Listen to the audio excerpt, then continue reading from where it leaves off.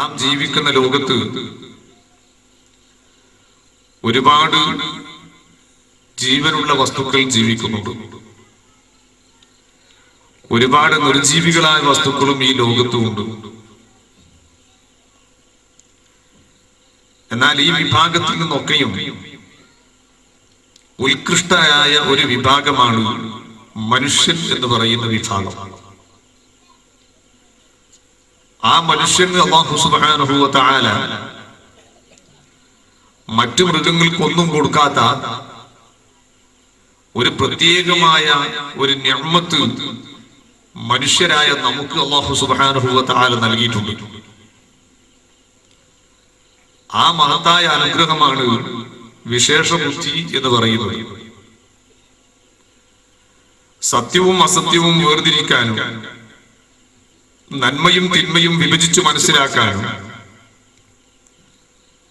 അതിനനുസരിച്ചുകൊണ്ട് ജീവിതത്തെ ക്രമീകരിക്കാനും പ്രചോദനം നൽകത്തക്ക രീതിയിലുള്ള ഒരു വിവേചനത്തിന്റെയും വിവേകത്തിന്റെയും ബുദ്ധി അല്ലാഹു സുബ്ഹാനഹു വ തആല മനുഷ്യരായ നമുക്ക് അനുഗ്രഹിച്ചു നൽകിയ ഒരു വലിയ നിഅ്മത്താണ്. ആ നിഅ്മത്ത് മറ്റു ജീവികളിൽ നമുക്ക് കാണാൻ സാധിക്കുകയില്ല. മനുഷ്യരായ നമുക്ക് അല്ലാഹു സുബ്ഹാനഹു വ തആല ആ ഒരു കഴിവോട് കൂടെയുള്ള ഈ മഹത്തായ നിഅ്മത്ത് നൽകിയത് മനുഷ്യൻ ഇതര ജീവികൾക്ക് സമമായി ജീവിക്കാനല്ല, മറിച്ച് ആ ബുദ്ധി കൊണ്ട് ചിന്തിച്ച് ജീവിക്കേണ്ടുന്ന രൂപത്തിൽ ജീവിക്കാൻ വേണ്ടിയാണ്. ആ ബുദ്ധി ഉപയോഗപ്പെടുത്തി നാം ചിന്തിക്കുമ്പോൾ തന്നെ പ്രത്യേകിച്ച് ആ കൂട്ടത്തിൽപ്പെട്ട മുസ്ലിമീങ്ങളായ നമ്മൾ ലാ ഇലാഹ ഇല്ലല്ലാഹു മുഹമ്മദുർ റസൂലുള്ളാഹി പരിശുദ്ധമായ ഈ തൗഹീദിന്റെ വചനം അംഗീകരിക്കുന്ന ആരാധ്യനായി ലോകത്ത് അള്ളാഹു മാത്രമേ ഉള്ളൂ എന്നും അവന്റെ മുന്നിൽ മാത്രമേ ആരാധന അർപ്പിക്കുവാൻ പാടുള്ളൂ എന്നും മുഹമ്മദ് നബി സല്ലല്ലാഹു അലൈഹി വസല്ലം അവന്റെ അവസാനത്തെ പ്രവാചകനാണ് എന്നും വിശ്വസിക്കുന്ന നമ്മെ സംബന്ധിച്ചിടത്തോളം നമ്മുടെ ജീവിതം വളരെ വിലപ്പെട്ടതും ആ ജീവിതത്തിൽ ഒരുപാട് ബന്ധങ്ങളും ബാധ്യതകളും നിറവേറ്റാൻ നിയോഗിക്കപ്പെട്ടവരുമാണ് നാം എന്ന ബോധം നമ്മുടെ എല്ലാവരുടെയും മനസ്സിലുണ്ടാകണം. മനുഷ്യൻ ഒരു സമൂഹ ജീവിയാണ്. ആ സമൂഹ ജീവിയായ മനുഷ്യൻ പലരോടും ബാധ്യതപ്പെട്ടവരാണ്, പലരോടും ബന്ധപ്പെട്ടവരാണ്. അതുകൊണ്ട് തന്നെ ആ മനുഷ്യൻ ഞാൻ ആരോടൊക്കെ ഏതൊക്കെ ബന്ധങ്ങൾ സ്ഥാപിക്കണമെന്നും ആരോടൊക്കെ ഏതൊക്കെ ബാധ്യതകളും ബന്ധങ്ങളും നിറവേറ്റേണ്ടതെന്ന് എന്നും വ്യക്തമായി മനസ്സിലാക്കുകയും അത് നിറവേറ്റാൻ നാം പ്രതിജ്ഞാബദ്ധരുമായിരിക്കണം. എങ്കിൽ മാത്രമേ നാം അല്ലാഹുവിന് ഇഷ്ടപ്പെട്ട ഒരു അടിമയായി ജീവിച്ചവരായി തീരുകയുള്ളൂ. ലാ ഇലാഹ ഇല്ലല്ലാഹു മുഹമ്മദുർ റസൂലുള്ളാഹി എന്ന പരിശുദ്ധമായ തൗഹീദിനെ അംഗീകരിക്കുന്ന നമ്മെ സംബന്ധിച്ചിടത്തോളം ഒരു മുസ്ലിമായ മനുഷ്യൻ ഒന്നാമതായി ഏറ്റവും കൂടുതൽ ബന്ധപ്പെടുന്നത് ഇലാഹായ അല്ലാഹുവുമായിട്ടാണ്. എന്നെ സൃഷ്ടിച്ച് പരിപാലിക്കുന്നവർ, ലോകത്തെ മുഴുവനും സൃഷ്ടിച്ച് പരിപാലിക്കുന്നവർ, ആവശ്യമായ വെള്ളവും ആവശ്യത്തിനുള്ള വെളിച്ചവും മനുഷ്യന്റെ ശ്വാസോച്ഛ്വാസത്തിന് ആവശ്യമായ ഊർജവും ഇതിന് ഈ രീതിയിലുള്ള എല്ലാ സംവിധാനങ്ങളും ക്രമീകരിച്ച് 5 നയാ പൈസ എന്നിൽ നിന്ന് പ്രതിപകാരം ചോദിക്കാതെ കയ്യും കണക്കുമില്ലാത്ത ഒരുപാട് അനുഗ്രഹങ്ങൾ ചെയ്തു തന്നവനാണ് എന്നെ സൃഷ്ടിച്ച് പരിപാലിക്കുന്ന റബ്ബ് എന്ന ബോധം ഒരു മുസ്ലിമായ അടിമയുടെ ഖൽബിൽ എപ്പോഴും ഉണ്ടാകണം. നമുക്ക് കയ്യും കണക്കുമില്ലാത്ത ഒരുപാട് ഉപകാരങ്ങൾ, എണ്ണിത്തീർക്കാൻ കഴിയാത്ത ഒരുപാട് ഉപകാരങ്ങൾ ശുദ്ധ ഖുർആൻ തന്നെ ആ ഭാഗത്തെ പഠിപ്പിച്ചു. ഇൻ തഉദ്ദു നിഅ്മതല്ലാഹി ലാ തുഹ്സുഹാ. ആ റബ്ബുൽ ഇസ്സത്ത് നമുക്ക് ചെയ്തു തന്ന അനുഗ്രഹങ്ങളെ എണ്ണിത്തിട്ടപ്പെടുത്താൻ ശ്രമിച്ചാൽ ഒരിക്കലും ക്ലിപ്തപ്പെടുത്താൻ കഴിയാത്ത രീതിയിലുള്ള കയ്യും കണക്കുമില്ലാത്ത അനുഗ്രഹങ്ങൾ അധിപനായ അല്ലാഹു സുബ്ഹാനഹു വ തആല ഓരോ മനുഷ്യന്റെയും വ്യക്തി ജീവിതത്തിൽ നൽകിയത് നമുക്ക് കാണാൻ വേണ്ടി സാധിക്കും. ഈ അനുഗ്രഹങ്ങളൊക്കെ നൽകിയത് ആരാണ്? അതിന്റെ പിന്നിൽ പ്രവർത്തിച്ച ഒരു ശക്തിയുണ്ട്. അവനാണ് അല്ലാഹു എന്ന് നാം വിശ്വസിക്കുന്ന ഇലാഹ്. അവനാണ് ലോകത്തെല്ലാം സൃഷ്ടിക്കുന്നവരും പരിപാലിക്കുന്നവരും സംരക്ഷിക്കുന്നവരും. നമുക്ക് അവൻ കുടിക്കാൻ വെള്ളം തരുന്നത് നമ്മിൽ നിന്ന് മാസത്തിൽ ഫീസ് ഈടാക്കിയിട്ടല്ല. നമ്മുടെ നാട്ടിലൂടെ ഒരു വാട്ടർ അതോറിറ്റിക്കാരന്റെ ഒരു പൈപ്പ് കണക്ഷൻ പോകുന്നുണ്ടെങ്കിൽ അതിൽ നിന്ന് നാം ദിനം പ്രതി വെള്ളം ഉപയോഗിക്കുന്നതിന് മാസപ്പടിയായി ഉപയോഗിച്ച വെള്ളത്തിന്റെ കണക്കുകൾ തിട്ടപ്പെടുത്താനുള്ള മീറ്ററുകളും ആ മീറ്ററിന്റെ റീഡിങ്ങിലൂടെ ഉപയോഗിച്ചിരിക്കുന്ന എത്ര ലിറ്റർ വെള്ളമുണ്ടോ അതിന് കണക്കായിരിക്കുന്ന കാശ് നാം അതിന്റെ ഓഫീസിൽ കൊണ്ടുപോയി പെയ്ഡ് ചെയ്യണമെങ്കിൽ, ഞാൻ ചോദിക്കട്ടെ, വീട്ടിന്റെ മുറ്റത്ത് കുത്തിയിരിക്കുന്ന കിണറ്റിൽ വെള്ളം തന്നത് ആരാണ്? വർഷക്കാലത്ത് നമുക്ക് ആവശ്യമായ രീതിയിൽ മഴ വർഷിപ്പിച്ചു തന്നത് ആരാണ്? അതെല്ലാം അല്ലാഹുവിന്റെ ഖുദ്റത്താണ്. ആ രീതിയിൽ എത്രയോ കാലമായി കിണറ്റിൽ നിന്ന് നാം വെള്ളം കോരുന്നു, കുടിക്കുന്നു, കുളിക്കുന്നു, അലക്കുന്നു, ഉപയോഗിക്കുന്നു, എല്ലാം ചെയ്യുന്നു. ഇന്ന് വരെ ഏതെങ്കിലും അല്ലാഹുവിന്റെ ഓഫീസായി നിൽക്കുന്ന ഒരു പള്ളി കമ്മിറ്റി പോയിട്ട് 1 ലിറ്റർ വെള്ളത്തിന്റെ കാശ് നാം കൊടുക്കേണ്ടി വന്നിട്ടില്ല. അല്ലെങ്കിൽ അല്ലാഹു സുബ്ഹാനഹു വ തആല നീ ഉപയോഗിച്ചിരിക്കുന്ന വെള്ളത്തിന്റെ ലിറ്റർ കണക്കാക്കിയിട്ട് എവിടെയെങ്കിലും കൊണ്ടുപോയി നീ ഫീസ് കൊടുക്കണമെന്ന് അല്ലാഹു തആല നിർദ്ദേശിച്ചിട്ടില്ല. ഇത് വെള്ളത്തിന്റെ കാര്യം മാത്രമല്ല. നാം ആലോചിച്ചു നോക്കൂ, ഇന്നിവിടെ ഈ പ്രകാശിക്കുന്ന ലൈറ്റ്, ഈ പ്രകാശിക്കുന്ന മർക്കുറി ബൾബുകളും അതുപോലെ തന്നെ പ്രകാശിക്കുന്ന ട്യൂബ് ലൈറ്റുകളും, അതിന്റെ പ്രകാശം നാം ആസ്വദിക്കുന്നതിന് സൗകര്യം ചെയ്തു തന്ന സംഘാടകർക്ക് ആയിരക്കണക്കിന് രൂപയുടെ ഇൻവെസ്റ്റ്മെന്റ് ഉണ്ട് അതിന്റെ പിന്നിൽ. പരിപാടി കഴിഞ്ഞ് തിരിച്ചു പോകുമ്പോ ഇതെല്ലാം ഇവിടെ കൊണ്ടുവന്ന് സംഘടിപ്പിച്ചിരിക്കുന്ന ആളുകൾ അവർക്ക് നിശ്ചയിച്ച കാശ് കൊടുത്താൽ മാത്രമേ ഈ കാണുന്ന ഉപയോഗികൾ നമുക്ക് ഇവിടെ എത്തിക്കാൻ കഴിയുന്നുള്ളൂ. നമ്മുടെ വീട്ടിൽ നാം ഉപയോഗിക്കുന്ന ഈ പ്രകാശം, ആ പ്രകാശത്തിന് ഇലക്ട്രിസിറ്റി ബോർഡിൽ 2 മാസത്തിലൊരിക്കൽ നാം നിശ്ചയിച്ചിരിക്കുന്ന ഫീസ് കൊടുത്തിരിക്കണം, അതിന്റെ കറണ്ട് ചാർജ് കൊടുത്തിരിക്കണം. ഇല്ലെങ്കിൽ അതിന്റെ കണക്ഷൻ കട്ട് ചെയ്ത് കളയും. ഞാൻ ചോദിക്കട്ടെ, രാവിലെ മുതൽ വൈകുന്നേരം വരെ 5 നയാ പൈസയുടെ ചെലവില്ലാതെ സൂര്യന്റെ പ്രകാശം നാം ആസ്വദിച്ചില്ലേ? രാത്രിയുടെ കൂരിരുട്ടിൽ തപ്പിത്തടഞ്ഞു പോകുന്ന നമുക്ക് അല്ലാഹു സുബ്ഹാനഹു വ തആല നിശ്ചിത ദിവസങ്ങളിലൊക്കെയും അനുഗ്രഹമായിക്കൊണ്ട് അവന്റെ ചന്ദ്രന്റെ പ്രകാശം നമുക്ക് നൽകിയില്ലേ? ഈ പ്രകാശം ആസ്വദിച്ചതിന് നാം എന്തെങ്കിലും ഒരു പ്രത്യുപകാരം നമ്മോട് അല്ലാഹു തആല ചോദിച്ചിട്ടുണ്ടോ? എവിടെയെങ്കിലും അതിന് നാം കാശ് കൊടുക്കേണ്ടി വന്നിട്ടുണ്ടോ? ഇല്ല. ആ രീതിയിൽ കയ്യും കണക്കുമില്ലാത്ത ഒരുപാട് അനുഗ്രഹങ്ങൾ അധിപനായ റബ്ബ് എനിക്ക് ചെയ്തു തന്നെങ്കിൽ ആ പടച്ച റബ്ബിനോട് നാം എത്ര ബാധ്യതപ്പെട്ടവനാണ്. ആ പടച്ച റബ്ബിനോടാണ് ഞാൻ ഏറ്റവും കൂടുതൽ ബന്ധപ്പെടേണ്ടത്. ഇന്നല്ലെങ്കിൽ നാളെ ഞാൻ തിരിച്ച് അവന്റെ ഹദ്റത്തിലേക്ക് തന്നെയാണ് പോകേണ്ടത്. ആ പോകുന്ന സമയത്ത് അടിമ എന്ന രീതിയിൽ യജമാനനാകുന്ന അല്ലാഹുവിനോട് എനിക്കുള്ള ബന്ധവും ബാധ്യതയും വിലയിരുത്തി ഞാൻ അവനോടുള്ള കടപ്പാടുകൾ തീർത്തിട്ടുണ്ടോ? ഓരോ ദിവസവും വേദനയോടെ നാം ചിന്തിക്കണം. അടിമകളാകുന്ന നമ്മൾ യജമാനനായ അല്ലാഹുവിനോടാണ് ഒന്നാമതായി ഏറ്റവും വലിയ ബന്ധം പുലർത്തേണ്ടത്. ആ ബന്ധമാണ് ഒരു വിശ്വാസി അവന്റെ ജീവിതത്തിൽ ഏറ്റവും കൂടുതൽ മുഖവിലക്കെടുക്കേണ്ടുന്ന ബന്ധം. ലോകത്തുള്ള എല്ലാറ്റിനേക്കാളും എനിക്ക് വലുത് എന്റെ സൃഷ്ടാവായ റബ്ബാണ്.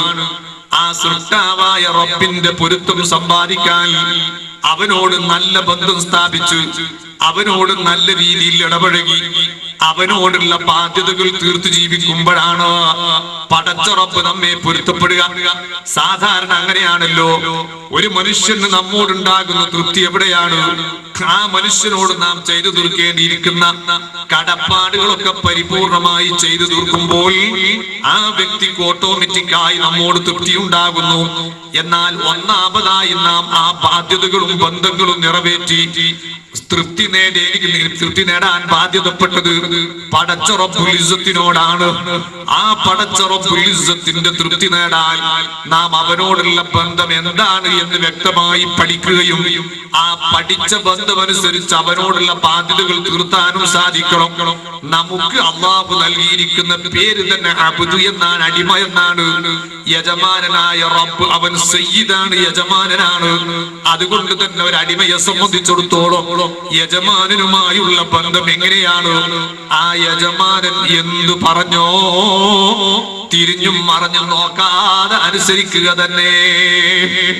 അവൻ എന്ത് ചെയ്യണമെന്ന് നമ്മോട് നിർദ്ദേശിച്ചോ, ആ യജമാനൻ എന്ത് ചെയ്യണമെന്ന് നമ്മോട് നിഷ്കർഷിക്കുന്നു, അതങ്ങനെ തന്നെ ഏറ്റെടുത്തുകൊണ്ട് അതിന് മറ്റു പ്രശ്നങ്ങളും പ്രയാസങ്ങളും കാരണങ്ങളും കണ്ടെത്താതെ എന്റെ യജമാനന്റെ കൽപ്പനയാണ്, ആ കൽപ്പന ഞാൻ അംഗീകരിച്ചിട്ടില്ലെങ്കിൽ അടിമയാകുന്ന എന്നെ എന്തും ചെയ്യാൻ എന്റെ യജമാനൻ അവകാശമുണ്ടല്ലോ.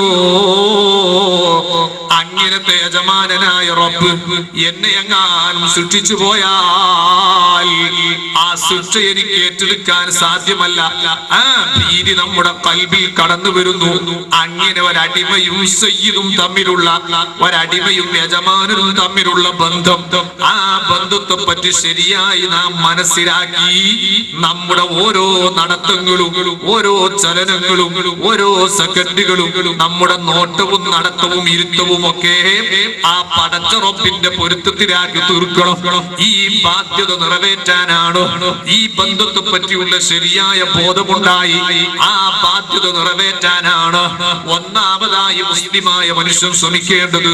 ആ ബന്ധം മനസ്സിലാക്കി അതിന്റെ ബാധ്യത നിറവേറ്റാൻ വേണ്ടി ജീവിതം പരിപൂർണമായി ഉപയോഗപ്പെടുത്തിയവരാണ് മഹാന്മാരായ അമ്പിയാക്കൾ, അതുപോലെ മഹാന്മാരായ സ്വഹാബാക്കൾ അടക്കം ഉൾക്കൊള്ളുന്ന ഔലിയാക്കൾ, സാലിഹീങ്ങൾ. അവരുടെ ജീവിതത്തിൽ അവരേറ്റവും കൂടുതൽ ബന്ധം പുലർത്താൻ അവർ താല്പര്യം കാണിച്ചത് പടച്ച റബ്ബുൽ ഇസ്സത്തിനോടാണ്.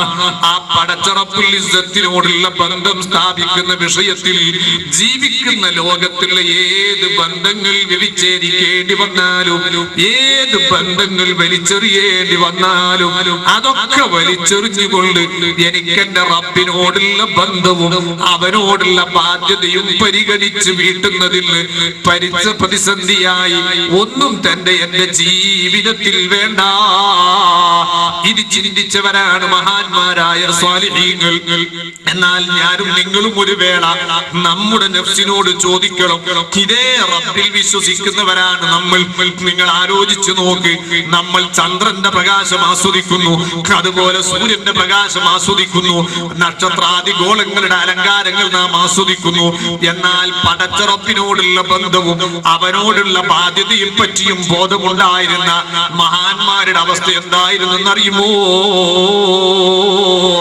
അവരൊക്കെ പാതിരാത്രിയിൽ എല്ലാവരും കൂർക്കം വലിച്ചിറങ്ങുമ്പോ പരസ്യമായി പബ്ലിക്കായി പുറത്തിറങ്ങി അതേ തെളിഞ്ഞു നിൽക്കുന്ന ആകാശലോകത്തേക്ക് നോക്കി മിന്നിത്തിളങ്ങുന്ന നക്ഷത്രങ്ങളിലേക്കും അതേ ജ്വലിച്ചു നിൽക്കുന്ന ചന്ദ്രഗോളത്തിലേക്കും നോക്കി അതാ മഹാന്മാര് കണ്ണുനീരൊഴുകുന്നു, അവര് പൊട്ടി പൊട്ടി കരയുന്നു. എന്താണ് അവരാലോചിക്കുന്നറിയോ? അതേ ഈ കാണുന്ന നക്ഷത്രാദിഗോളങ്ങളെ ഇതുവരെ ഒരു അപകടങ്ങളും കൂടാതെ എത്രയോ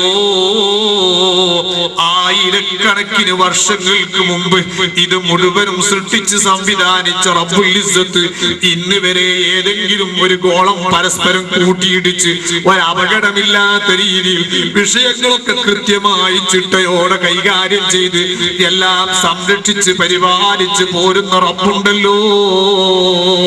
അവന്റെ ഹദറത്തിലേക്കാണല്ലോ ഞാൻ തിരിച്ചു പോകേണ്ടത്. ആ ഖുദ്റത്തിന്റെ ഉടമസ്ഥനായ റബ്ബിന്റെ മുന്നിലേക്ക് തിരിച്ചു പോകാൻ എനിക്കെന്റെ കയ്യിൽ എന്തുണ്ട്, എന്താണ് ഞാൻ യോഗ്യത നേടിയതെന്ന് ചിന്തിച്ച് മഹാന്മാര് പൊട്ടിക്കരയുന്നു. അതേ ആ പടച്ച റബ്ബിനോടുള്ള ബാധ്യതയെ പറ്റിയും ബന്ധത്തെ പറ്റിയും അവര് വ്യക്തമായി ധാരണ ലഭിച്ചവരായപ്പോ പിന്നെ അവർക്ക് ഉറങ്ങാൻ പോലും കഴിയുന്നില്ലല്ലോ. അതേ പാതിരാത്രിയിൽ എല്ലാവരും കൂർക്കം വലിച്ചുറങ്ങുന്ന സമയത്ത് മഹാന്മാരും മഹതിമാരും അത്ഭുതത്തോടെ പാടി പറഞ്ഞില്ലേ, അജബല്ലിൽ മുഹീബി കൈഫ യനാമു കുല്ലു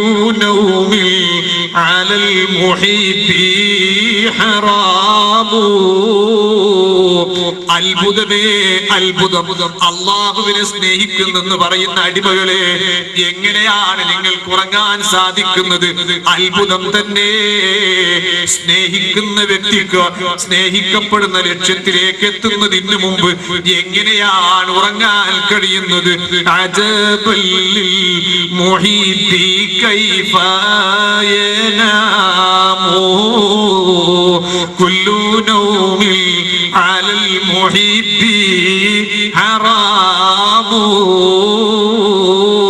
മൈമൂനത്തുൽ മിസ്രി റളിയല്ലാഹു തആല അൻഹയെ പോലത്തെ മഹദിമാർ പാതിരാത്രിയിൽ അന്തം വിട്ട് കൂർക്കം വലിച്ചുറങ്ങുന്ന മനുഷ്യൻ കിടന്നുറങ്ങുന്ന വീട്ടിന്റെ ഓരങ്ങളിലൂടെ അങ്ങനെ പാട്ടുപാടി നടക്കുകയല്ല ചെയ്യുന്നത്. അവർ ഉറങ്ങാൻ കഴിയുന്നില്ല. ഔലിയാക്കളുടെ നേതാവ് മഹാനായ ശൈഖ് മുഹിയുദ്ദീൻ അബ്ദുൽ ഖാദിർ ജീലാനി ഖദ്ദസല്ലാഹു സിർറഹുൽ അസീസ് തങ്ങൾ ആരാണ് മഹാനവറുകൾ നമുക്കറിയില്ലേ? വകുല്ലു വലില്ലഹു ഖൽബുൽ ഫഇന്നി അലാ ഖൽബിൽ നബി ബദിരിൽ കമാലി വകുല്ലു വലില്ലഹു ഖദമുൽ ഫഇന്നി അലാ ഖദമിൽ നബി ബദിരി തമാമി. എല്ലാ ഒലികളും ഓരോ നബിവാശി, ഞാനല്ലേ സീബാവ കാൽവശി എന്നോവർ. ഞാൻ എന്റെ ജീവിതത്തിൽ ആരെയെങ്കിലും സ്നേഹിച്ചു പോയെങ്കിൽ അത് മഹാനായ മുഹമ്മദിനിൽ മുസ്തഫ. ഞാൻ എന്റെ ജീവിതത്തിൽ ആരെയെങ്കിലും പിന്തുടർന്നെങ്കിൽ അത് മഹാനായ മുഹമ്മദുർ റസൂലുള്ളാഹി. ആ ഹബീബിന്റെ പ്രേമത്തിന്റെയും ആ ഹബീബിന്റെ പിന്തുടർച്ചയുടെയും പര്യായമായി മാറിയ മഹാനായ ശൈഖ് മുഹിയുദ്ദീൻ അബ്ദുൽ ഖാദിർ ജീലാനി ഖദ്ദസല്ലാഹു സിർറഹുൽ അസീസ് തങ്ങൾ, നിങ്ങൾ കണ്ടില്ലേ, പടച്ച റബ്ബിനോടുള്ള ബന്ധത്തെ പറ്റിയുള്ള ശരിയായ ബോധം ഖൽബിനെ സ്വാധീനിച്ചപ്പോ, പടച്ച റബ്ബിനോടുള്ള ആ ബന്ധത്തെ പറ്റിയും ബാധ്യതയെ പറ്റിയുമുള്ള ബോധം മനസ്സിനെ സ്വാധീനിച്ചപ്പോ, എനിക്ക് ഇതെല്ലാം ചെയ്തു തന്ന റബ്ബിന്റെ മുന്നിലേക്ക് തിരിച്ചു പോകുമ്പോഴേക്ക് കയ്യും കണക്കുമില്ലാത്ത അനുഗ്രഹങ്ങൾ ചെയ്തു തന്ന റബ്ബിന്റെ ഹദറത്തിലേക്ക് ഇന്നല്ലെങ്കിൽ നാളെ ഞാൻ തിരിച്ചു പോകുമ്പോൾ ഒരു നന്ദിയുള്ള അടിമയായി പോകാൻ സാധിക്കണം. എന്നാൽ ഞാൻ എന്റെ റബ്ബിന് എത്ര നന്ദി ചെയ്താലും മതിയാകില്ലല്ലോ. ആ ശക്തമായ ചിന്തയും പേടിയും അവരുടെ കൽബിനെ സ്വാധീനിച്ചപ്പോ 40 നാൾ നിലവേറും ഈശ തൊഴുതോരുവാലേ 40 ആണ്ടോളം സുബ്ഹി തൊഴുതോവർ 40 കൊല്ലക്കാലം ഉറക്കിന്റെ അഭിരുചി അറിയാതെ എല്ലാ സമയവും ഇബാദത്തിലായി കഴിച്ചു കൂട്ടുന്നൊരവസ്ഥയിലേക്ക് മഹാനായ ഗൗസുൽ ആദം ഖദ്ദസല്ലാഹു സിർറഹുൽ അസീസ് തങ്ങൾ എത്തിയെങ്കിൽ, എന്റെ പ്രിയപ്പെട്ട വിശ്വാസികളെ, എന്റെ മാന്യ മുസ്ലിം സഹോദരി സഹോദരന്മാരെ, വിശ്വാസികളായ നമ്മുടെ കൽബിൽ ഒന്നാമതായി കടന്നു വരേണ്ടിയിരിക്കുന്ന ബോധം പടച്ച റബ്ബിനോടുള്ള ബന്ധത്തെ പറ്റിയുള്ള ബോധമാണ്. അവനോടുള്ള ബാധ്യതകളെ പറ്റിയുള്ള ബോധമാണ്. ആ ബന്ധം ഉറപ്പിക്കാനും അവനോടുള്ള ബാധ്യതകൾ തീർത്തുവാനുമാണ് ഒരു വിശ്വാസി ആദ്യമായി ശ്രമം നടത്തേണ്ടത്. പക്ഷേ നമ്മൾ ഇന്ന് ഏറ്റവും കൂടുതൽ പിന്നോട്ട് പോകുന്നതും ആ വിഷയത്തിൽ തന്നെ. എന്നാൽ രണ്ടാമതായി ഒരു മുസ്ലിമായ ഒരു മനുഷ്യൻ അവന്റെ ഏറ്റവും വലിയ ബന്ധം പുലർത്തേണ്ടത് ആരോടെന്നറിയുമോ? അതേ സയ്യിദുനാ മുഹമ്മദുർ റസൂലുള്ളാഹി. ഏത് മാനദണ്ഡം വെച്ച് ചിന്തിച്ചാലും ആ ഹബീബിനേക്കാൾ വലിയൊരു ബന്ധവും ബാധ്യതയും വിശ്വാസികൾക്ക് സമർപ്പിക്കാൻ മറ്റൊരാളെ കാണാൻ സാധ്യമല്ല. അതാണ് മഹാനായ പ്രവാചക പ്രേമത്തിന്റെ പര്യായമായി അറിയപ്പെട്ട ഇമാമുൽ ബുസൂരി റളിയല്ലാഹു തആല അൻഹു പാടി പറഞ്ഞില്ലേ, മുഹമ്മദുൽ ദിക്റുഹു റൂഹുൽ ലി അൻഫുസിനാ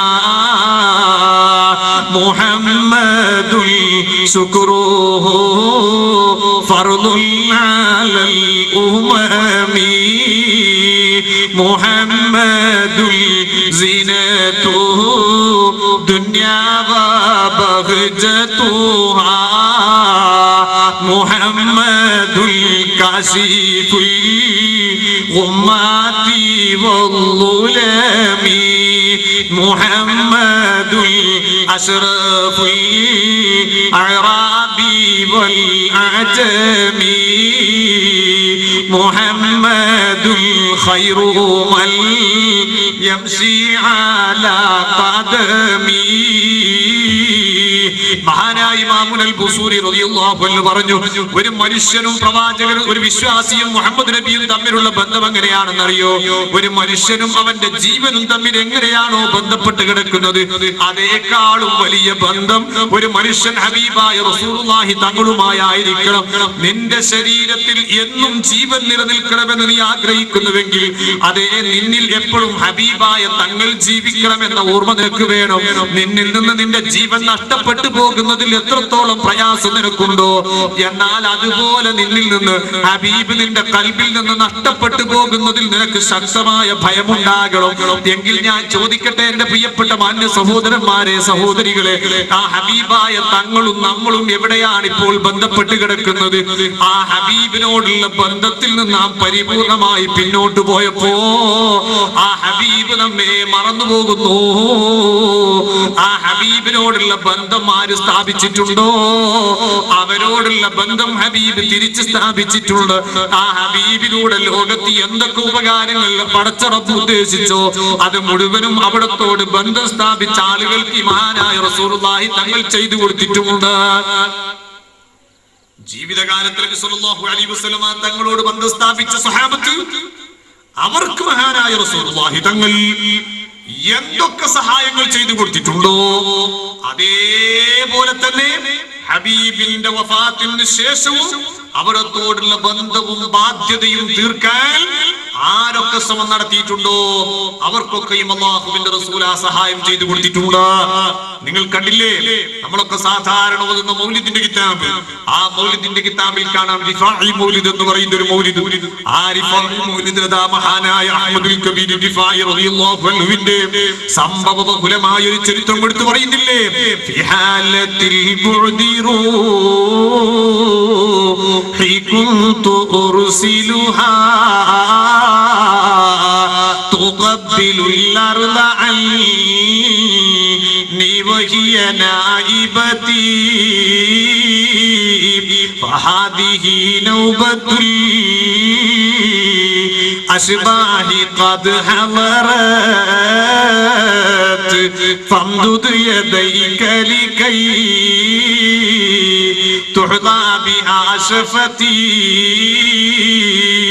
ഹബീബായ തങ്ങൾ അന്തി ഉറങ്ങുന്ന പരിശുദ്ധമായ റൗളാ ശരീഫിന്റെ അരികിൽ മദീന മുനവ്വറയിൽ ആ ഹബീബിന്റെ റൗളാ ശരീഫിന്റെ അടുക്കൽ മഹാനായ അഹ്മദുൽ കബീർ റിഫാഇ റളിയല്ലാഹു അൻഹു സിയാറത്തിന് വേണ്ടി ചെന്നപ്പോ അവിടെ നിന്ന് പൊട്ടി പൊട്ടി കരഞ്ഞുകൊണ്ട് പറയുന്നു, ഓ ഹബീബായ തങ്ങളെ, ഫിഹാലത്തിൽ ബുർദിറു ഹികുതു ഉർസിലുഹാ تقبل الأرض عني وهي نائبتي. ഹബീബായ നബിയേ, ഞാൻ എത്രയോ അകലങ്ങളിൽ ജീവിക്കുന്ന സമയത്ത് ഞാൻ എന്റെ ജീവിതം പരിപൂർണമായി സമർപ്പിച്ചത് അങ്ങക്ക് വേണ്ടിയാണ്.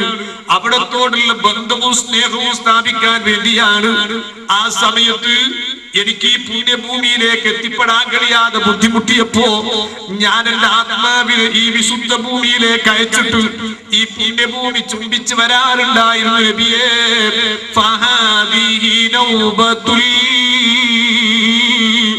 അശ്ബാഹി ഖദ് ഹളറത് ഫംദുദ് യദൈക ലികൈ തുഹ്ലാ ബിഹാ ശഫതി.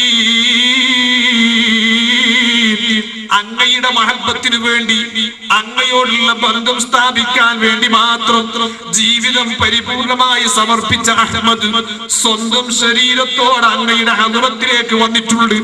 എനിക്ക് വലിയൊരു ആഗ്രഹമുണ്ട് നബിയെ, മറ്റൊന്നുമല്ല, ജീവിതകാലത്ത് അങ്ങയുടെ പവിത്രമായ മുഖമൊന്ന് കാണാൻ എനിക്ക് കഴിഞ്ഞിട്ടില്ല, അവിടത്തെ കരകളൊന്ന് ചുംബിക്കാൻ കഴിഞ്ഞിട്ടില്ല. പക്ഷേ അങ്ങക്ക് വേണ്ടി ജീവിച്ച അഹ്മദിന്റെ ആഗ്രഹം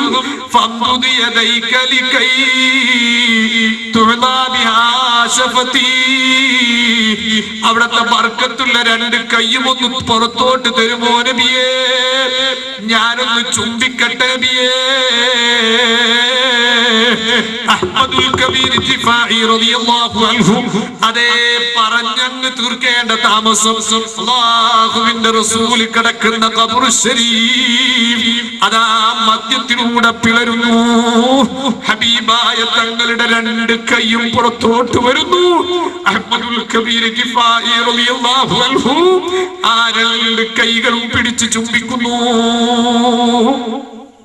മതി വരുവോളം ചുംബിച്ചു ഹബീബായ തങ്ങളുടെ കൈ വിട്ടുകൊടുക്കുന്നു. അല്ലാഹുവിന്റെ റസൂലിന്റെ കൈ ആ ഖബർ ശരീഫിലേക്ക് തന്നെ താഴ്ന്നു പോകുന്നു. റസൂലുള്ളാഹിയുടെ ഖബർ ശരീഫ് ആ പവിത്രമായ ഖബറിന്റെ മുറിവങ്ങനെ തന്നെ മൂടിപ്പോകുന്നു. എന്റെ പ്രിയപ്പെട്ട മാന്യ സഹോദരന്മാരെ, സഹോദരികളെ, ലാ ഇലാഹ ഇല്ലല്ലാഹു മുഹമ്മദുർ റസൂലുള്ളാഹി എന്ന പരിശുദ്ധമായ തൗഹീദിനെ അംഗീകരിക്കുന്ന ഒരു മുസ്ലിം അവന്റെ രണ്ടാമത്തെ ബാധ്യത നിറവേറ്റുന്ന, രണ്ടാമത്തെ ബന്ധം പുനഃസ്ഥാപിക്കേണ്ടുന്ന മഹാനായ സയ്യിദുനാ മുഹമ്മദുർ റസൂലുള്ളാഹി ആ ഹബീബിനോടുള്ള ബന്ധവും ബാധ്യതയും വ്യക്തമായി മനസ്സിലാക്കി ആ ഹബീബിനോടുള്ള കടപ്പാട് തീർത്താനാണ് രണ്ടാമതായി നാം ശ്രമിക്കേണ്ടത്. എങ്കിൽ ആ ഹബീബിനോട് നമുക്ക് നേടാൻ പറ്റിയതൊക്കെ നേടാൻ കഴിയും. ആ ഹബീബിനോട് നമുക്ക് എവിടെയാണ് ഇന്ന് ബന്ധമുള്ളത്? ആ ഹബീബിനോടുള്ള കടപ്പാട് എവിടെയാണെന്നാണ് ഞാനും നിങ്ങളും തീർക്കുന്നത്. ഞാൻ ഒരൊറ്റ കാര്യം ചോദിക്കട്ടെ, മാസത്തിൽ ഒരു ദിവസം നമ്മുടെ പള്ളിയിൽ ആ ഹബീബിന്റെ പേരിലുള്ള സ്വലാത്ത് നടക്കുമ്പോ ഈ മഹല്ലത്തിൽപ്പെട്ട എത്ര മുഅ്മിനീങ്ങൾക്ക് നിർബന്ധമുണ്ട് ആ സ്വലാത്തിൽ പങ്കെടുക്കണമെന്ന നിർബന്ധ ബുദ്ധി എത്ര പേര് കാണിക്കുന്നുണ്ട്? എത്ര ചെറുപ്പക്കാര് കാണിക്കുന്നുണ്ടോ? എത്ര കാരണവന്മാര് കാണിക്കുന്നുണ്ട്? ആ സമയത്തൊക്കെ പീഡികക്കോലായിരുന്നിട്ട് വെറുതെ ഫിത്നയും ഗീബത്തും നമീമത്തും പറഞ്ഞ് ഒന്നുമില്ലെങ്കിൽ വെറുതെ ഇരുന്ന് വിലപ്പെട്ട ആയുസ് നശിപ്പിക്കുകയല്ലേ മോനെ ചെയ്യുന്നത്? ആ ഹബീബിനോടുള്ള ബന്ധം സ്ഥാപിക്കാനുള്ള ഏറ്റവും വലിയ ഒന്നാമത്തെ മാർഗം തന്നെ എന്താണ്? ആ ഹബീബ് പഠിപ്പിച്ചത് അസ്സലാത്തു അലൽ നബി സ്വല്ലല്ലാഹു അലൈഹി വസല്ലം. ആ ഹബീബിന്റെ പേരിൽ സ്വലാത്ത് ചൊല്ലലാണ്. എല്ലാ ദിവസവും ആ ഹബീബിന്റെ പേരിൽ കൃത്യമായി സ്വലാത്ത് ചൊല്ലുന്ന ഒരു ആദത്ത് നമുക്കുണ്ടാകണം. എന്നാൽ മാസത്തിൽ ഒരു ദിവസം നിർബന്ധമായും ഒരു മുടക്കവുമില്ലാതെ ആ സ്വലാത്തിൽ പങ്കെടുക്കാനുള്ളൊരു നിർബന്ധ ബുദ്ധിയും നമുക്കുണ്ടാകണം. അല്ലാതെ പേരിനൊരു സ്വലാത്ത് പള്ളിയിൽ ആരോ 4-5 മനുഷ്യന്മാരിരുന്നിട്ട് ഇങ്ങനെ ഒരു ആചാരപടി പോലെ ചൊല്ലി തീർക്കുക, എന്നിട്ട് ബാക്കിയുള്ളവരൊക്കെ അതിന്റെ ആനുകൂല്യം പറ്റുക. ഈ പരിപാടി നിർത്തണം കേട്ടോ. എന്നിട്ട് നമ്മുടെ നാട്ടിൽ സ്വലാത്ത് നടക്കുന്ന ദിവസം അത് നമ്മുടെ മെമ്മറിയിൽ എപ്പോഴും ഓർമ്മയുണ്ടാകണം. എല്ലാവരും തീരുമാനിക്കുക, ഞാൻ എന്റെ ജീവിതത്തിലുള്ള മാസത്തിന് ഒരു ദിവസം ആ ഹബീബിന്റെ പേരിൽ വേണ്ടി ഞാൻ മാറ്റിവെക്കുന്നു. അന്നത്തെ രാത്രി എനിക്ക് കച്ചവടം വേണ്ട, അന്നത്തെ രാത്രി എനിക്ക് എന്റെ കുടുംബത്തിന്റെ പ്രശ്നം വേണ്ട, അന്നത്തെ രാത്രിയിൽ കല്യാണവും വേണ്ട, അന്നത്തെ രാത്രിയിൽ സൽക്കാരവും വേണ്ട, അന്നത്തെ രാത്രി ഞാൻ ആ ഹബീബിന്റെ സ്വലാത്തിന് വേണ്ടി തന്നെ വിനിയോഗിക്കുമെന്ന് ഉറച്ച് തീരുമാനിക്കുമോ? എങ്കിൽ ആ ഹബീബിനോട് നമുക്ക് ബന്ധപ്പെടാൻ കഴിയും, അവിടത്തോടുള്ള ബാധ്യത നമുക്ക് തീർക്കാൻ കഴിയും. എന്നാലോ ആ സ്വലാത്തിലൂടെ ബന്ധം സ്ഥാപിച്ചൊരനിയായി ദുനിയാവിൽ ബുദ്ധിമുട്ടുന്നത് മദീനയിൽ കിടന്ന് റസൂലുള്ളാഹിക്ക് കണ്ട് സഹിക്കാൻ സാധ്യമല്ല.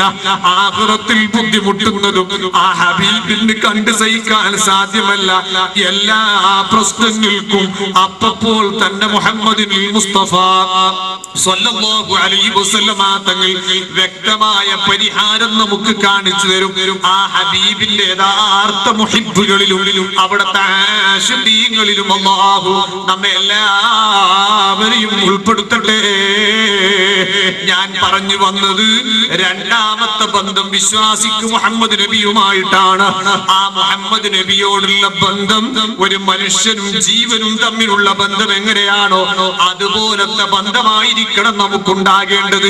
നമ്മുടെ ജീവനെതിരെ ആരെങ്കിലും ഒരു അപകട ഭീഷണി മുഴക്കിയാൽ അവനോട് എന്തെന്നില്ലാത്ത ശത്രുതയും വെറുപ്പും നമുക്ക് തോന്നുന്നെങ്കിൽ നമ്മുടെ ഹബീബിനെതിരെ ആരെങ്കിലും വല്ല അപശബ്ദവും മുഴക്കിയാൽ അവനെ അതേ കണ്ണോടെ നമുക്ക് കാണാൻ കഴിയണം.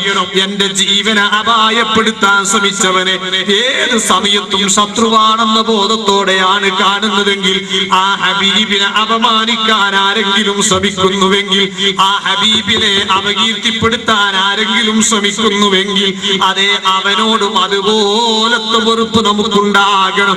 മുഹമ്മദുർ റസൂലുള്ളാഹി സാധാരണക്കാരനാണെന്ന് പറഞ്ഞ്, മുഹമ്മദ് നബി തെറ്റ് ചെയ്ത മനുഷ്യനാണെന്ന് പറഞ്ഞ്, മുഹമ്മദ് നബി ഒരു പോസ്റ്റ്മാന്റെ സ്ഥാനത്താണെന്ന് പറഞ്ഞ്, മുഹമ്മദ് നബിയുടെ പ്രവർത്തനം ദീനിൽ തെളിവല്ലെന്ന് പറഞ്ഞ്, മുഹമ്മദ് നബിയെ ഓർക്കുന്നത് നാൽക്കാലികളെ ഓർക്കുന്നതിന് സമമാണെന്ന് പറഞ്ഞ്, ഹബീബായ തങ്ങളോടുള്ള ബഹുമാനം നശിപ്പിക്കുന്ന, അവിടത്തെ ഇൻസൾട്ട് ചെയ്യാൻ ശ്രമിക്കുന്ന ഒരുപാട് ചിന്താഗതിക്കാർ ഈ സമുദായത്തിന്റെ പേരിൽ വളർന്നു വരുന്നുണ്ട്. ഒരു ഭാഗത്ത് മുജാഹിദ് എന്ന് പറഞ്ഞിട്ടും, മറുഭാഗത്ത് ജമാഅത്ത് ഇസ്ലാമിയും, മറ്റൊരു ഭാഗത്ത് തബ്ലീഗ് ജമാഅത്തും, ഇങ്ങനെ ഈ രീതിയിലുള്ള നൂലാമാലകളൊക്കെ ഹബീബായ തങ്ങളെ അപകീർത്തിപ്പെടുത്താൻ ശ്രമിക്കുമ്പോ നമുക്ക് നമ്മുടെ ജീവന് സമാനമായ സ്നേഹം ആ മുഹമ്മദ് നബി സ്വല്ലല്ലാഹു അലൈഹി വസല്ലമ തങ്ങളോടുണ്ടെങ്കിൽ, അതേ ആ ഹബീബിനെ ഈ രീതിയിൽ അപകീർത്തിപ്പെടുത്തുന്ന ഇത്തരക്കാരോട് നമുക്ക് അനുസരിക്കാൻ കഴിയില്ല. അത്തരക്കാരോട് നമുക്ക് അനുകമ്പ വെച്ച് പുലർത്താൻ സാധ്യമല്ല. അത്തരക്കാരോട് നല്ല ബന്ധം സ്ഥാപിക്കാൻ സാധ്യമല്ല. നമുക്കെതിരെ കൊലഭീഷണി മുഴക്കിയിരിക്കുന്ന ഒരു മനുഷ്യൻ, ആ മനുഷ്യനെ പിറ്റേന്ന് രാവിലെ കണ്ടാൽ നല്ല ചിരിച്ചിട്ട് അസ്സലാമു അലൈക്കും, എന്തെല്ലാം മോനെ, നീ ഇന്നലെ എന്നെ കൊല്ലാൻ നോക്കിയല്ലേ, അല്ലാഹു തആല എനിക്ക് സലാമത്ത് തരട്ടെ എന്ന് പറയോ ആരെങ്കിലും? ബുദ്ധിയുള്ളവും പറയൂല. അങ്ങനെ സലാം പറയാത്തത് വലിയ കുറ്റമായിട്ട് ആരെങ്കിലും എടുത്തു പറയോ? ഇല്ല. എങ്കിൽ ഞാൻ ചോദിക്കട്ടെ, അല്ലാഹുവിന്റെ റസൂൽ സാധാരണക്കാരനാണെന്ന് എഴുതി വെച്ച ഹബീബായ നബി സല്ലല്ലാഹു അലൈഹി വസല്ലമ തങ്ങളെ തഹിയ്യാത്ത് ഓതുന്ന സമയത്ത് ഓർക്കുന്നത് നാൽക്കാലിക ഓർക്കുന്നതിന് സമമാണെന്ന് എഴുതി വെച്ച മുഹമ്മദ് നബി സല്ലല്ലാഹു അലൈഹി വസല്ലമ തങ്ങളുടെ പ്രവർത്തനം ദീനിൽ തെളിവല്ലെന്ന് എഴുതി വെച്ച പ്രവാചകന്റെ വിരോധികളോടൊരു സലാം പറയരുത് എന്ന് പറയുമ്പോഴത്തേക്ക് എന്തൊക്കെയാ ഒച്ചപ്പാട്, കുലുമാല് അല്ലേ? ആരോടാണ് മോനെ ബന്ധം? ആർക്കാരോടാണ് ഈ ബന്ധം സ്ഥാപിക്കാൻ കഴിഞ്ഞത്? സ്വന്തം ശരീരത്തിനെതിരെ വധഭീഷണി മുഴക്കിയ മനുഷ്യൻ, സ്വന്തം ശരീരത്തിനെതിരെ അപകട ഭീഷണി മുഴക്കിയ ഒരു മനുഷ്യൻ, പിറ്റേന്ന് രാവിലെ കണ്ടാൽ അവനെ കുറുക്കനെ നോക്കുന്ന കണ്ണോട് നോക്കുന്നു, പ്രശ്നമില്ല. അവരോട് സലാം പറയാൻ മനസ്സ് തോന്നുന്നില്ല. ആരും കുറ്റം പറയുന്നില്ല, എതിർപ്പ് പറയുന്നില്ല. എല്ലാവരും പറയുന്ന ന്യായമെന്തേ, ഓനെ കൊല്ലാൻ നോക്കിയവനല്ലേ, എങ്ങനെയാ ഒരു മനുഷ്യനായി പറഞ്ഞു ഓനോട് സലാം പറയാൻ കഴിയുക? എന്നാൽ നമ്മുടെ ജീവനേക്കാൾ അപ്പുറം സ്നേഹിക്കുകയും ആ ജീവനേക്കാൾ അപ്പുറം ബന്ധം പുലർത്തുകയും ചെയ്യേണ്ടുന്ന ഹബീബായ മുഹമ്മദുർ റസൂലുള്ളാഹി, അവിടത്തെ സാധാരണ മനുഷ്യനാണെന്ന് എഴുതി വെച്ച, അവിടുന്ന് തെറ്റുകാരനാണെന്ന് എഴുതി വെച്ച മുജാഹിദുകാരനോട് സലാം പറയാൻ ഒരു പ്രവാചക പ്രേമിക്ക് സാധ്യമല്ല. മുഹമ്മദ് നബിയുടെ പ്രവർത്തനം ദീനിൽ തെളിവല്ലെന്ന് എഴുതി വെച്ച ഒരു ജമാഅത്തെ ഇസ്ലാമിക്കാരനോട് സലാം പറയാൻ ഒരു പ്രവാചക പ്രേമിക്ക് സാധ്യമല്ല. മുഹമ്മദുർ റസൂലുള്ളാഹി തങ്ങളെ ഓർക്കുന്നത് നാൽക്കാലികളെ ഓർക്കുന്നതിന് സമമാണെന്ന് വാദിക്കുന്ന തബ്ലീഗ് ജമാഅത്തുകാരൻ അവരോട് സലാം പറഞ്ഞു ബന്ധപ്പെടാൻ ഒരു പ്രവാചക പ്രേമിക്ക് സാധ്യമല്ല. എന്റെ മാന്യ സഹോദരന്മാരെ, സഹോദരികളെ, ആ ഹബീബായ തങ്ങളോടുള്ള ബന്ധം നന്നായി സ്ഥാപിക്കണം. ആ ബന്ധത്തിന് കടുപ്പം കൂട്ടണം. ആ ഹബീബിനോട് നന്നായി ബന്ധപ്പെടാൻ സാധിക്കണം. പടച്ച റബ്ബിനോടുള്ള ബന്ധം സ്ഥാപിക്കാൻ സാധിക്കണം. ഹബീബായ തങ്ങൾ പഠിപ്പിച്ചല്ലോ, നാം അല്ലാഹുവിനോട് ഒരു ചാൺ അടുത്ത് ബന്ധം സ്ഥാപിക്കാൻ ശ്രമിച്ചാൽ പടച്ച റബ്ബ് നമ്മോട് ഒരു മുഴം ഇങ്ങോട്ട് ബന്ധം സ്ഥാപിക്കാൻ ശ്രമിക്കും. നാം ആ പടച്ച റബ്ബിലേക്ക് ഒരു മുഴം ബന്ധം സ്ഥാപിക്കാൻ ശ്രമിച്ചാൽ പടച്ച റബ്ബ് നമ്മിലേക്ക് ഒരു മാറെടുക്കാൻ ശ്രമിക്കും. നാം ആ പടച്ച റബ്ബിലേക്ക് നടന്നെടുത്താൽ പടച്ച റബ്ബ് നമ്മിലേക്ക് ഓടിയെടുക്കും. എന്ന് പറഞ്ഞാൽ നമ്മൾ അങ്ങോട്ട് എത്ര കണ്ട് ബന്ധം സ്ഥാപിക്കാൻ ശ്രമിക്കുന്നു, അതിനേക്കാൾ ഇരട്ടിക്കിരട്ടി സ്പീഡിൽ പടച്ച റബ്ബ് നമ്മളോട് തിരിച്ച് ബന്ധം സ്ഥാപിക്കാൻ, ഇങ്ങോട്ട് ബന്ധം സ്ഥാപിക്കാൻ ശ്രമിക്കും. അതുപോലെ തന്നെയാണ് മുഹമ്മദ് നബി സല്ലല്ലാഹു അലൈഹി വസല്ലമ തങ്ങളും ആ രണ്ടാമത്തെ ബന്ധവും സ്ഥാപിക്കണം. ഇനി ഞാൻ ഓർമ്മപ്പെടുത്തട്ടെ, ഒരു മനുഷ്യനെ സംബന്ധിച്ചിടത്തോളം അവന്റെ ജീവിതത്തിൽ ഏറ്റവും കൂടുതൽ ശ്രദ്ധിക്കേണ്ടുന്ന ഒരു ബന്ധമാണ് കുടുംബ ബന്ധം. ഒരു മനുഷ്യൻ അവന്റെ ജീവിതത്തിൽ ഏറ്റവും കൂടുതൽ ശ്രദ്ധിക്കേണ്ടിയിരിക്കുന്ന ഒരു ബന്ധമാണ് കുടുംബ ബന്ധം. മഹാനായ അഷ്റഫുൽ ഖൽഖ് സ്വല്ലല്ലാഹു അലൈഹി വസല്ലമ തങ്ങൾ പഠിപ്പിച്ച ഒരു ഹദീസിൽ കാണാം, ഓരോ ദിവസവും കുടുംബ ബന്ധം പടച്ച റബ്ബിനോട് ഇങ്ങനെ ദുആ ചെയ്യുകയാണ്. പോയി മൻ വസലനീ വസലഹുല്ലാഹ് വമൻ ഖതഅനീ ഖതഅഹുല്ലാഹ്. എന്നെ ആരാണോ പടച്ചോനെ ഈ കുടുംബബന്ധമാകുന്ന എന്നെ ആരാണ് ചേർത്തുന്നത്, അവനെ നിന്നിലേക്ക് നീ അടുപ്പിക്കണേ റഹ്മാനെ. എന്നെ ആരാണോ മുറിച്ചു കളയുന്നത്, അവനിക്ക് നിന്നോടുള്ള ബന്ധം നീ മുറിച്ചു കളയണേ അല്ലാഹ്. അപ്പൊ പടച്ച റബ്ബിനോട് ബന്ധം സ്ഥാപിക്കാൻ ആഗ്രഹിക്കുന്നവൻ അവൻ കുടുംബ ബന്ധം സ്ഥാപിക്കാൻ വേണ്ടി ശ്രമം നടത്തണം. ആ കുടുംബ ബന്ധത്തെ ആരെങ്കിലും മുറിച്ചു കളഞ്ഞാൽ, ആ കുടുംബ ബന്ധത്തെ ആരെങ്കിലും നശിപ്പിച്ചു കളഞ്ഞാൽ അവനിക്ക് റബ്ബിനോടുള്ള ബന്ധം നഷ്ടപ്പെട്ടു പോകും. റബ്ബ് അവനുമായുള്ള കണക്ഷൻ അങ്ങ് കട്ട് ചെയ്ത് കളയും. അപ്പൊ പടച്ച റബ്ബിന്റെ ബന്ധം നഷ്ടപ്പെട്ടു പോയ ഒരു മനുഷ്യൻ പിന്നെ ജീവിച്ചിട്ടെന്ത് കാര്യം? അല്ലാഹു നമ്മെ കാത്തു രക്ഷിക്കട്ടെ. കുടുംബ ബന്ധം ചില്ലറയല്ല. ആ കുടുംബ ബന്ധത്തെ സ്ഥാപിക്കുക എന്ന് പറയുന്നത് ഒരു മനുഷ്യന്റെ എല്ലാ അർത്ഥത്തിലുമുള്ള വിജയത്തിന്റെ കാരണം അത് തന്നെയാണ്. നിങ്ങൾ കണ്ടില്ലേ, അഷ്റഫുൽ ഖൽഖ് സ്വല്ലല്ലാഹു അലൈഹി വസല്ലം അവിടത്തിന് പ്രഥമമായ ഖുർആനിന്റെ വഹയി വന്ന സന്ദർഭം ജബലുൻ നൂറിൽ അല്ലാഹുവിന്റെ റസൂൽ ധ്യാനനിരതനായിരിക്കുമ്പോ നസലൽ അമീൻ മുഖറബുൽ അംലാക് ജിബ്രീൽ അലൈഹിസ്സലാം ഇരിക്കുന്ന സമയം ആ ജിബ്രീൽ അലൈഹിസ്സലാം അല്ലാഹുവിന്റെ റസൂലിനോട് പറഞ്ഞു, ഇഖ്റ യാ മുഹമ്മദ്, ഏ മുഹമ്മദ് നബിയെ ഒന്നോദണം. റസൂലുള്ളാഹി തങ്ങളുടെ മറുപടി, മാ അന ബിഖാരിഇൻ, ഞാൻ ഓത്ത് പഠിച്ച ആളല്ല. വീണ്ടും പറയുന്നു, ഇഖ്റ യാ മുഹമ്മദ്, ഓദണം. ഹബീബായ തങ്ങളുടെ മറുപടി, ഞാൻ ഓത്ത് പഠിച്ച ആളല്ല. വീണ്ടും പറയുന്നു, മുഹമ്മദ് നബി അങ്ങോദണം. അപ്പോഴും പറയുന്നു, ഞാൻ ഓത്ത് പഠിച്ച ആളല്ല. ആ സമയത്ത് ജിബ്രീൽ അലൈഹിസ്സലാം അല്ലാഹുവിന്റെ റസൂലിനെ ആത്മീയമായ രീതിയിലുള്ള ഒരു ആലിംഗനം ഒന്ന് കെട്ടിപ്പിടിച്ചെന്ന് ആലിംഗനം ചെയ്തു. ആ പിടുത്തം അങ്ങോട്ട് വിട്ടുകൊണ്ട് പറയുന്നു, ഇഖ്റ ബിസ്മി റബ്ബിക്കല്ലദീ ഖലഖ് ഖലഖൽ ഇൻസാന മിൻ അലഖ് ഇഖ്റ വറബ്ബുക്കൽ അക്രമുല്ലദീ അല്ലമ ബിൽ ഖലം അല്ലമൽ ഇൻസാന മാ ലം യഅലം. എന്റെ മാന്യ സഹോദരന്മാര് ശ്രദ്ധിക്കണം. ആ ഓത്തിനുള്ള നിർദ്ദേശം റസൂലുള്ളാഹി തങ്ങൾ അതാ നന്നായി അങ്ങോട്ട് ഓതുന്നു.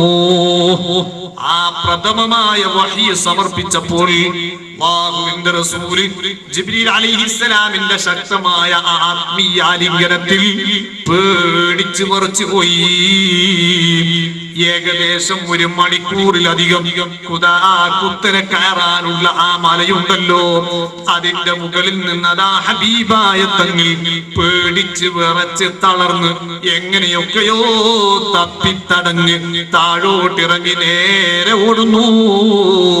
ഇലാ ഹദ്റത്തി സയ്യിദത്തിനാ ബീബി ഖദീജ റളിയല്ലാഹു അൻഹായുടെ വീട്ടിലേക്ക് ഓടുകയാണ്. അവിടെ ചെന്ന് വല്ലാതെ വെപ്രാളം കാണിക്കുന്നു. അല്ലാഹുവിന്റെ റസൂൽ ആ ഖദീജ ബീബിയോട് പറയുന്നത്, സമ്മിലൂനി സമ്മിലൂനി സമ്മിലൂനി, എനിക്ക് വല്ലാതെ വിറയൽ അനുഭവപ്പെടുന്നുണ്ട്, എനിക്ക് വല്ലാതെ വിറയൽ അനുഭവപ്പെടുന്നുണ്ട്. അതുകൊണ്ട് എന്നെ പുതപ്പിട്ടും കൂടി സമാധാനിപ്പിക്കണമെന്ന് പറഞ്ഞ് പത്നിയായ ഖദീജ ബീബി റളിയല്ലാഹു അൻഹയോട് അല്ലാഹുവിന്റെ റസൂൽ ഒന്ന് ആശ്വസിപ്പിക്കാൻ വേണ്ടി പറഞ്ഞപ്പോ ആയിഷ ഖദീജ ബീബി റളിയല്ലാഹു അൻഹ അല്ലാഹുവിന്റെ റസൂലിന് കൊടുക്കുന്ന മറുപടി എന്താണെന്നറിയോ? ആ ഖദീജ ബീബി റളിയല്ലാഹു അൻഹ ആ കാലഘട്ടത്തിൽ ജീവിച്ച വറഖത്ത് ഇബ്നു നൗഫൽ എന്ന് പറയുന്ന പ്രഗൽഭനായ ഒരു പണ്ഡിതൻ അദ്ദേഹത്തിന്റെ അടുക്കൽ കൂട്ടിക്കൊണ്ടുപോയി വിഷയമൊക്കെ പറഞ്ഞപ്പോ അതേ ആ മഹാപണ്ഡിതൻ ഹബീബിനെ ആശ്വസിപ്പിച്ചുകൊണ്ട് പറയുന്നു, വല്ലാഹി ലാ യുഖ്സികല്ലാഹു അബദാ, ഓ മുഹമ്മദ് നബിയേ, പടച്ച റബ്ബിനെ തന്നെയാണ് സത്യം, നിങ്ങളെ ഒരിക്കലും പടച്ച റബ്ബ് പരാജയപ്പെടുത്തുന്ന പ്രശ്നമില്ല. വല്ലാഹി ലാ യുഖ്സികല്ലാഹു അബദാ. നിങ്ങളെ ഒരിക്കലും പടച്ചറപ്പ് പരാജയപ്പെടുത്തുന്ന വിഷയമില്ല. കാരണം എന്തേ? നിങ്ങളിൽ വിജയികളുടെ ലക്ഷണം മാത്രമേ ഉള്ളൂ. അതിൽ ഒന്നാമത്തെ ലക്ഷണം പറയുന്നത് നിങ്ങൾ സത്യം പറയുന്നവരും സത്യത്തോട് സഹകരിക്കുന്നവരുമാണ്. രണ്ടാമത്തതോ വത്തസിലുർ റഹ്മ, കുടുംബ ബന്ധം ചേർക്കുന്ന